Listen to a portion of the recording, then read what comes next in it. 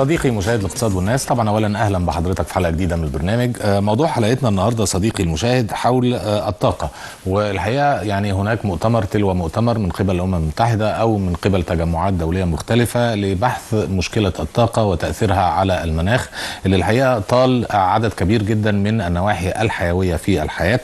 والهيدروجين الاخضر الذي ظهر منذ فتره الحقيقه بدا هناك اهتمام كبير بالاستثمار في هذا المجال. فما هو الهيدروجين الاخضر وما اهميته وما اهميه التحول الى طاقات جديده ومتجدده؟ هيدور حوارنا النهارده صديقي المشاهد. هنطلع فاصل سريع نشوف تقرير حلقتنا النهارده ونرجع نبدا اللقاء.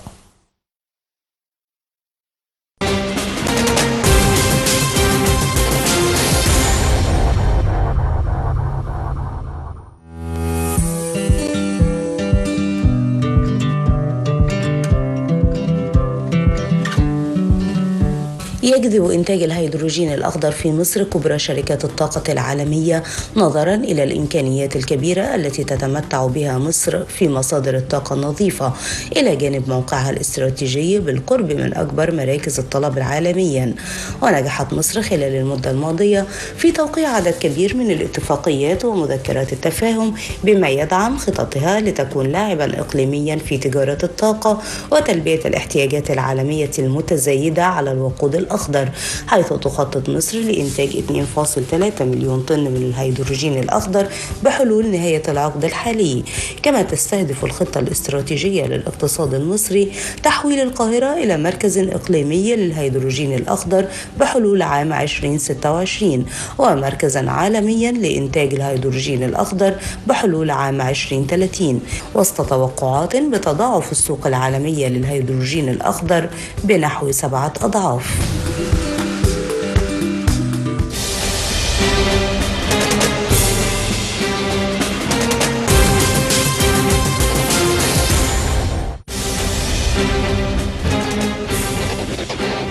تمام، رجعنا لكم مرة أخرى أعزائي المشاهدين. شفنا مع بعض تقرير حلقتنا النهاردة، ويعني طبعا كعادته النهاردة منورنا ومشرفنا في استوديو الاقتصاد والناس أستاذنا الأستاذ الدكتور سامح نعمان العيسوي، أستاذ بكلية الهندسة وخبير الطاقة.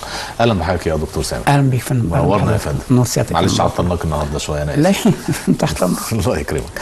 طيب قبل ما نخش بالتفصيل في أنواع الطاقة المتجددة، يمكن من أكثر من 10 سنوات والعالم كله الحقيقة أجمع أنه هناك أزمة تتعلق بالمناخ ناتجة عن أغلب الظن استخدام الطاقة الأحفورية.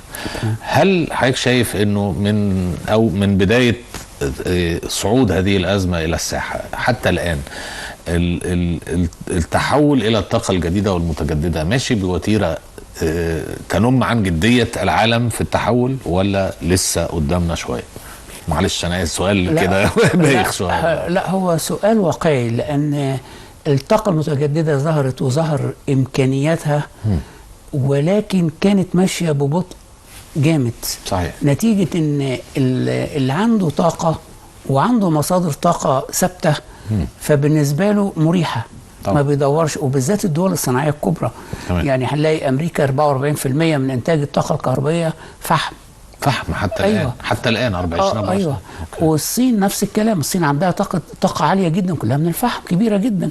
وكل الدول الكبيره العظمى بتعتمد على الفحم، والهند نفس الكلام. طيب يبقى اذا عندهم طاقه بفلوس رخيصه، ليه هيقعد يدور على طاقه متجدده دلوقتي طالما ما فيش الزام عليه انه يتحول؟ واوروبا بالذات لما حصلت حرب روسيا واوكرانيا والغاز اتقطع واصبحت المصادر التقليديه الرخيصه اللي كانوا بيعتمدوا عليها في كل شيء اتقطعت.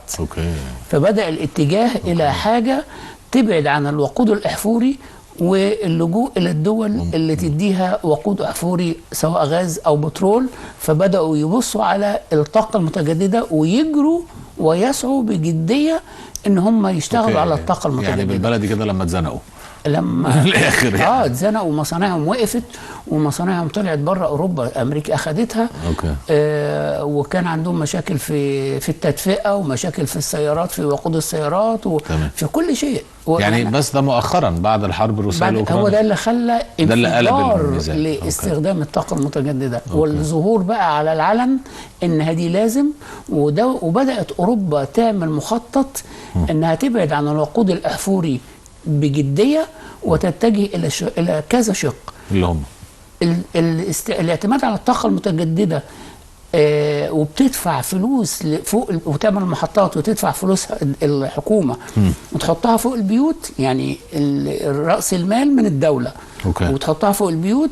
ومستخدمه طاقه متجدده السبيكترم بتاعها يعني تاخد الطاقه من اي ضوء، مش لازم الشمس. مش لازم الشمس. لانه كتير من دول اوروبا ما عندهاش نسبه شمس. صحيح. فبالتالي ده بيوفر لها الغاز اللي هي بتجيبه من بره. ادي واحد. 2 انها تستورد طاقه كهربائيه ناتجه من وقود طاقه متجدده. ليه بقى تفرق معاهم ايه هم لو المساله لانه هو دلوقتي بدا يتجه او بيقول للناس انا محتاج البيئه، فعايز طاقه متجدده، عايز كهرباء من الطاقه المتجدده. ما مش هو السؤال ده كده، انما مش اصل الموضوع كما يشاع ان هو متعلق بالبيئه والمناخ وتغير هو بيقول انا عايز طاقه من مصدر مستدام.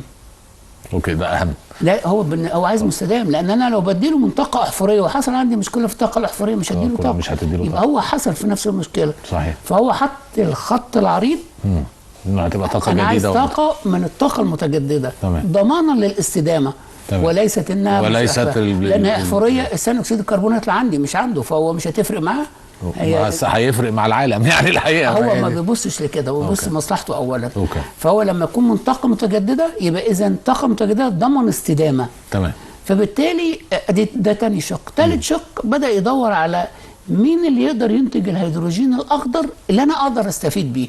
يعني كهرباء انا باخدها خلاص، انما انا عايز وقود يمشي المراكب والطيارات والسيارات بدون ما اعتمد على الوقود الاحفوري من المصادر الاحفوريه اللي هي بتلعب من الجيوسياسيه. بالظبط. اللي هو يطلع الهيدروجين الاخضر. طيب علشان يبقى اخد هيدروجين اخضر من دول يبقى لازم انا اكون شريك فيها، لازم اكون انا صاحبها، علشان ما تجيش يحصل مشاكل بيني وبين الدوله دي تقول لي مالكش عندي حاجه امشي. فهم دي برضه الاستمراريه اساس الموضوع. اما بقى بالنسبه في الثلاثه دول فوق البيت ده مستدامه لانها طاقه متجدده. تمام. كهرباء بياخدها طاقه متجدده دي مستدامه. تمام. هيدروجين مستدام. والهيدروجين في هذه الحاله بيبقى وقود زي ما حضرتك شرحت، يعني وقود اكتر من بيدخل في مصانع كثيفه الطاقه، في كل بيدخل في جميع انواع الوقود. جميع ما يستخدم وقود سواء بقى غاز، بنزين، سولار، ده بيستخدم فيه الوقود الاخضر. تمام. وفي امثله كده. يبقى اذا هو ضمن الاستدامه وضمن انها موجوده من الشمس والميه والهواء وبعيده عن الجيوسياسيه. وبالذات الهيدروجين الاخضر المكان اللي هتعمل فيه هو هيبقى شريك يعني اللي مش هتقدر تقول له امشي، فيبقى ضامن الاستدامه. هل الاستثمار في مجال لو هنتكلم على الهيدروجين الاخضر على سبيل المثال، يعني هل الاستثمار المبدئي في مشروع كبير لإنتاج الهيدروجين الأخضر هل تكلفته بتبقى عالية جدا، ولا يعني هل تساوي تكلفة استخراج غاز طبيعي، ولا دي حاجة ودي حاجة تانية؟ لا، هو حضرتك الهيدروجين الأخضر طبعا بيختلف عن الهيدروجين الأزرق في الاستخراج. معلش ايه الفرق هندسيا يعني؟ الهيدروجين الأخضر ان انا بجيب ميه محلاه، ميه نظيفه مش مالحه، وبدخلها على جهاز كهرباء وبيبتدي يفصل الهيدروجين من الاكسجين، وبعد كده اعزل اخد الهيدروجين لوحديه والاكسجين لوحديه. هو ده الهيدروجين الاخضر. تمام. الهيدروجين الازرق علشان يبقى عندي هيدروجين ازرق يبقى لازم اروح ادور على غاز. ولما بجيب غاز بطلع ابار الغاز بيطلع منها ثاني اكسيد الكربون طبعا. ادي واحد. لما اخد الغاز بروح اتعامل معاه واطلع منه هيدروجين رمادي بمعاملات كيميائيه. اما اخد الهيدروجين الرمادي عشان احوله ازرق باخد ثاني اكسيد الكربون من الهيدروجين الرمادي كمان، ويبقى عندي هيدروجين ايه؟ ازرق. يبقى اذا باخد نسبه هيدروجين ثاني اكسيد الكربون رهيبه عشان اخد الهيدروجين الازرق. هو اي نعم رخيص عشان الغاز رخيص والمعاملات الكيميائيه بتاعته رخيصه. انما يعني هو ارخص في التكلفه من الهيدروجين الاخضر حاليا. انما علشان الهيدروجين الاخضر ظهر وبدا الضغط عليه والاتجاه فيه، فبدات الاجهزه اللي بتعمل الايكولايزر اللي بتعمل التحليل بدات التكنولوجيا بتاعتها ترتفع وتنتشر وبترخص. فبالتالي انما السبورت للهيدروجين الاخضر لازم يكون طاقه متجدده وميه محلاه. الطاقه المتجدده بتيجي طبعا المصدر الرئيسي بتاعها الشمس هي الهواء. طيب كيلو الوات في الطاقه المتجدده ما يعادل 1.5 سنت الكيلو وات. وبعدين انا ما فيهوش نسبه ثاني اكسيد الكربون بتاعته شبه معدمه، فاذا ده كله مفيد للبيئه. تحليل الميه طبعا لو عندي ميه بحر بعمل لها تحليل ما بيطلعش منها نسبه ثاني اكسيد الكربون، بيطلع جنبها املاح، يبقى عندي الميه. يبقى اذا القطاع اللي انا بشتغل فيه ده في الاساس نضيف ما فيهوش ثاني اكسيد الكربون. بيدخل على كل هل معلش في موضوع تحليه، يعني انا بستخدم ميه من البحر بحليها الاول قبل ما افصل الاوتو عن الهيدروجين؟ لازم تكون معاها. انما في على فكره اجهزه ايكولايزر بتتعمل دلوقتي بياخدوا ميه البحر على طول يعملوا لها على طول بس دي تحت التجارب. شغالين لسه مش بس. هل المرحله دي مكلفه بتزيد من تكلفه الهيدروجين الاخضر؟ مرحله تحليه المياه. ما هنا في نوعين من التحليل. لا هي ما بتزيدش، لان حضرتك هو التكلفه دراسه الجدوى بتتعمل على اللتر الميه المحلاه. سواء بقى جاي من اي مكان فلازم بس دي تكلفه زياده طبعا، لان انا بحلل ميه البحر عشان ادخلها في العمليه. بس دراسه الجدوى انا باخد متر مكعب ميه محلاه. بيجي بقى ازاي؟ بيتحط الحساب بتاعه بيتحط كده، وبحط كيلو وات من الطاقه المتجدده. هو دي دراسه الجدوى بتتحط على كده. انما بقى لو اتحطت الميه المالحه على طول مباشره هتنزل من التكلفه. طبعا لانك هتشيل الجزء بتاع تحليه الميه. لان تحليه الميه فيها نوعين، يا اما حاجه بالار اللي بتستخدم فلاتر ودي بتستهلك طاقه كبيره، يا اما بتستخدم بالنانو تكنولوجي ودي ما بتستخدمش فلاتر خالص وطاقه كهربائيه قليله قوي وكواليتي عاليه. غاليه جدا. لا والله مشابهه جدا لهذا يعني الاثنين متقاربين جدا لبعض. والاكثر رواجا في الاسواق حاليا اللي هو مين السائد ومين البطل اللي بيستخدم الحاجات دي؟ مين ملك السوق؟ بس اوكي ما هي مساله برضو ما هي فيها تجاريه بحته يعني. ما هي ملك بس لا هو المفروض هنا التكنولوجيا تغلب. الدول الكبيره دايما تتجه للتكنولوجيا، ما بتستخدمش من بطل السوق. لان التكنولوجيا لازم يكون ليها فرق، والا فرق فين الفايده من استخدامه في الابحاث وما شابه ذلك. هو التكنولوجيا نفسه. تمام. طيب فيعني دلوقتي الهيدروجين الاخضر زي ما حضرتك شرحت موجود، وهل عشان اقدر استخدمه كوقود على سبيل المثال، هل هندسه ميكانيكه الماكينات والشاحنات والطائرات ولو هل دي نفسها لازم تتغير زي السياره لما هتتغير من سيارات بالغاز الاحفوري او بالوقود الاحفوري الى سيارات كهربائيه؟ العربيه بقت مفيش موتور اصلا كده الطيارات هتبقى من غير موتور بقى ولا ايه الوضع يعني؟ هو حضرتك الهيدروجين اولا عشان انقله له طرق للنقل وهو او صعوبته في النقل. الهيدروجين الاخضر ما بيتنقلش غاز، ولكن بيتحط على نيتروجين ويطلع امونيا خضراء سائل يعني بيطلع زي السائل. الامونيا الخضراء دي هي بقى اللي بتستخدم انتشار واسع جدا. استخدمها كوقود بالنسبه للسفن. وملهاش عادم؟ ملهاش بقى ولا ليها ضعيفه؟ مفيش اكيد مقارنه بالاحفوري مفيش. الهيدروجين الاخضر زيرو، بيطلع ميه مقطره بس لما بخلطه مع نيتروجين نسبه بسيطه جدا يعني لا تذكر. لان كلها بتبقى غازات مش ما فيهاش ثاني اكسيد الكربون. والنيتروجين متوفر طبعا متوفر. ولذلك اي مصنع هيدروجين اخضر بيشغل جنبيه 5 مصانع امونيا. دي شغلانه لان نسبه طبعا لان نسبه الهيدروجين في الامونيا الخضراء 18% و82% نيتروجين. فبالتالي لو انا عندي مصنع واحد بيديني 100 كيلو يبقى لازم في نفس الوقت يشغل معاه ال5 التانيين عشان عمليه النقل يعني. ادي حاجه. او انقل الهيدروجين كسائل بان انا بحط عليه ماده اسمها تولوكوين. التولوكوين دي بقى باخدها يبقى سائل اقدر انقله في جراكن او اي حاجه، وبعدين افصل منه التولوكوين واخد الهيدروجين تاني. ودي سهله العمليه. ودي سهله بس ده تكنولوجيا عاليه ما بتستخدمهاش الا اليابان والدول العظمى. ولكن كل دلوقتي بيستخدمها امونيا خضراء. تمام. ودي اسهل في عكس فصل الهيدروجين عن الامونيا. نيجي بقى للماكينات. الماكينات اللي هي بتشتغل على الوقود السولار وما شابه ذلك لها تعديل بسيط وبتستخدم الامونيا الخضراء. تعديل بسيط. الامونيا الخضراء زي ما هي من غير ما افصلها ولا بعد ما بفصل؟ لا على طول هي زي ما هي كده. بدليل لان كمان الوقود الاخضر منه طريقتين، يا اما بستخدم معاه الهيدروجين وثاني اكسيد الكربون ويديني حاجه اسمها ميثانول، ده وقود اخضر. او باخد الهيدروجين وبحطه مع النيتروجين وده وقود اخضر. واحنا عندنا مثلا في شهر 8 السنه اللي فاتت في اغسطس مولنا سفينه، اول سفينه على مستوى العالم كانت جايه من جنوب شرق اسيا وطالعه على اوروبا. عدت عدت على كوريا وعدت على ماليزيا. اوكي.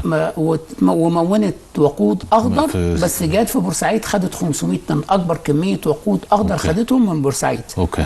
فده احنا ودي سفينه عاديه جدا، سفينه مخصصه. لا اول سفينه، لا اول سفينه تمشي بالوقود الاخضر على مستوى العالم. اوكي. اول سفينه اخذت من عندنا 500 طن. ده كان امتى يا فندم؟ في اغسطس 23.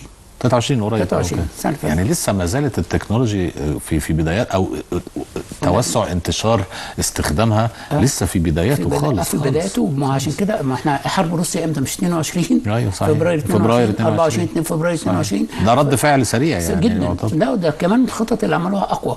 فادي حاجه. الحاجه الثانيه حضرتك السيارات بتمشي بالهيدروجين.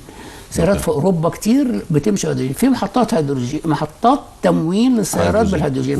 وده بيبقى موتور مختلف عن ده نوعين. اوكي. النوع الاولاني لو هو زي موتور البنزين ده بيتحط عليه تعديل صغير، لان بدل ما بحول موتور البنزين لغاز، بالظبط، بدل ما بحوله لغاز بحط برضو جزئيه صغيره زي التحويل وتحط هيدروجين. بسيل الهيدروجين بيتحط. لا بيدخل غاز بقى، بياخدوا المحطه بياخدوا غاز. اوكي. مكان الغاز اللي هو الطبيعي ده. طبيعي. فاذا هو بياخد هنا غاز هيدروجين يشتغل بيه. ده لو شغل غاز وبحطه زي موتور البنزين. ده المكنه العاديه بتاعتنا. تمام. الثانيه باخد الغاز واعمله ضغط. بيبقى اللي هو غاز الهيدروجين يتعمل له ضغط. فلما بيروح المحطه بيشيل الاسطوانه ويحط اسطوانه ثانيه. الهيدروجين المضغوط ده بقى ما بيشتغلش زي الموتور العادي. ده موتور جديد مختلف. موتور ثاني بقى. بس العربيه دي بتبقى بتشتغل سياره كهربائيه بتشتغل بالهيدروجين المضغوط. هايبريد يعني. لان الهيدروجين بيدخل على سيستم يتحول الى كهرباء. فبيشغل موتور الكهرباء. فاصبحت عربيه سياره كهربائيه بس ما بتشتغلش بالبطاريه. ما بتتشحنش بس بتحط فيها هيدروجين. بيتحط هيدروجين مضغوط. اوكي. ويشتغل بالهيدروجين. وده يشتغل. بس دي تكنولوجي جديده خالص. دي موجوده في اوروبا وشغاله ابلايد. وعندنا السعوديه فيها محطه هيدروجين غاز. والامارات فيها محطه هيدروجين غاز. مش الكبسولات الضغط العالي. لا مش الضغط دي لسه ما نزلتش. فهو ده الاستخدام الهيدروجين. بالنسبه بقى للامونيا وما شابه ذلك، الامونيا الخضراء دي بتشتغل في المصانع كثيفه الطاقه وتديني طاقه زي ما المصنع عايز، سواء بقى حديد وصلب اسمنت، اي كل طاقه كثيفه العاليه موجوده. اوكي.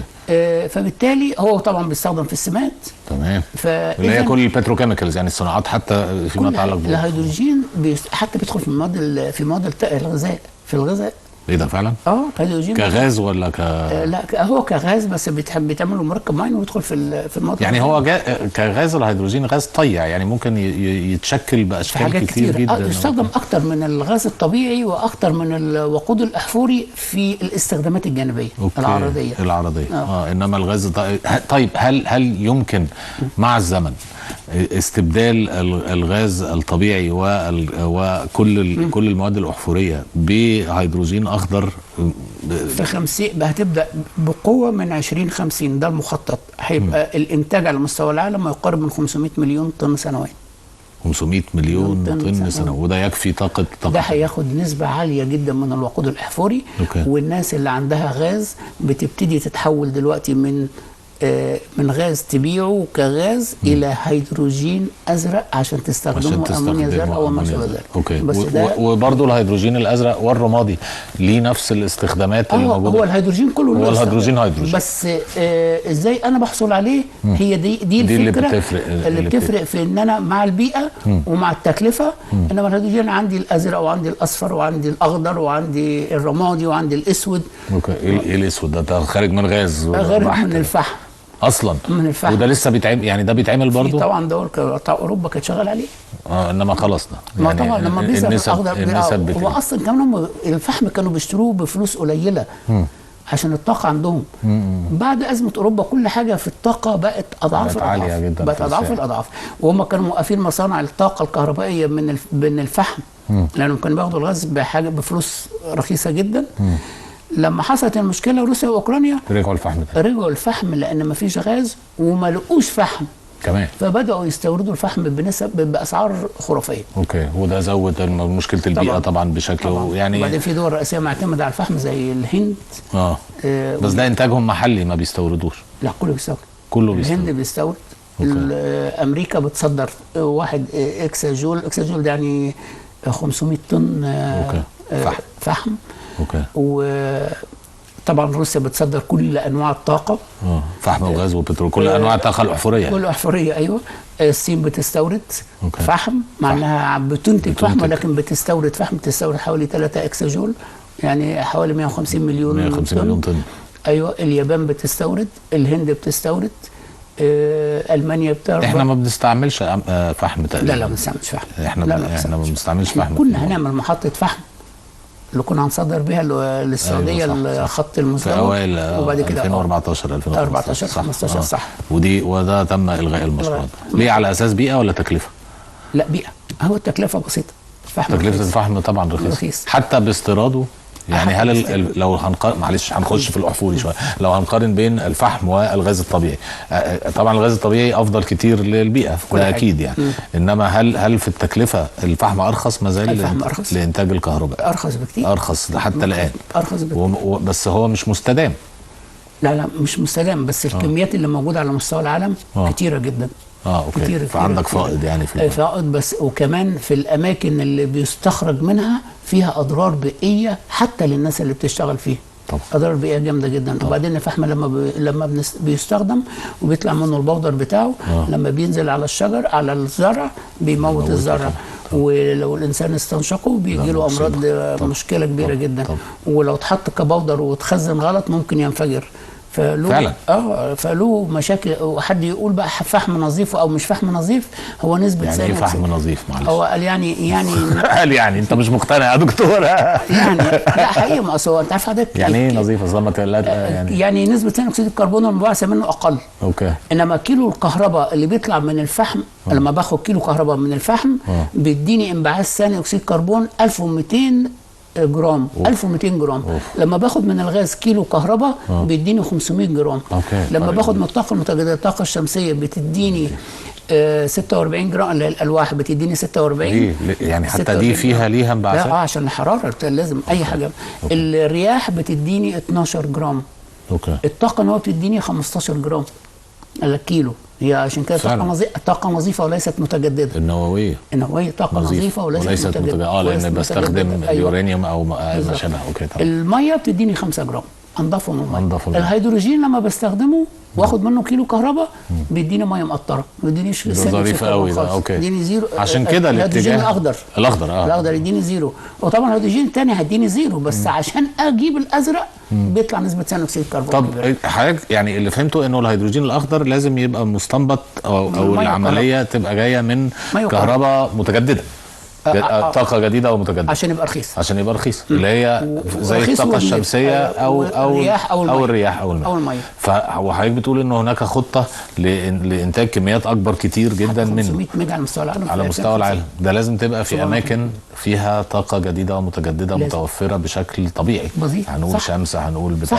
عشان كده اوروبا في 2020 عملت معانا 22 مذكره تفاهم لانتاج الهيدروجين الاخضر. اوكي. ليه؟ لان هم عملوا بحث على شمال علمي. افريقيا. لقوا ان افضل بلد تنتج الهيدروجين الاخضر بالامكانيات بتاعتها، بالخبرات بتاعت الطاقه الجديده والمتجدده، مصر.